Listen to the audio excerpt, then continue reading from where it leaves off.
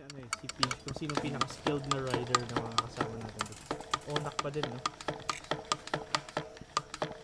Yung PJ pare, okay din yun. PJ. Oh, yung yung designer ng ano.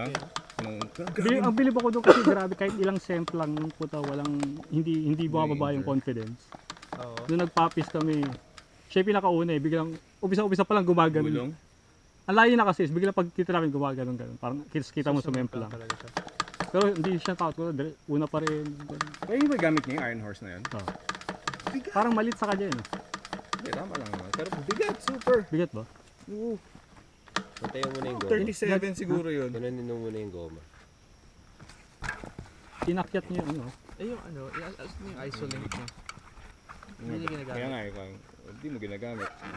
Ibig sabihin na ano, Oo. there's a major flaw. But Iron Horse ka pa rin, ganyan. Yun, Gamit mo, the best way to test it, diba? Oo. Dahil lang killer Use loop. it. Alam mo yun? Pero inakyat niya yung ano, inakyat niya yung Tagaytay na nagpapis kami, nakaganon. Silang dalawa ni Dennis. Sa bayan silang dalawa. Lakas din yan. Bigat talaga ng bike niya.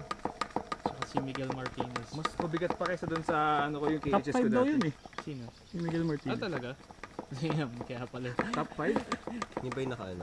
Sa ano? Year na. Enduro. Season. Season 1. PA, late year. Nakapasok pa to. Eh si ano, si Francis, anong ranking Top na? 50. Damn. Si Joe top 20. Top 20 si Joe. Kaya. Nakapasok pa to. Damn. Gaga mo ulit. Riding with the all-stars. Wala siya dito. Kaya pala eh. Is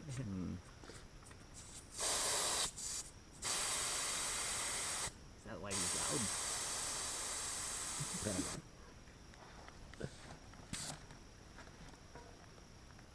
Pero ang maganda kay Joe kasi every time umalis siya for ano,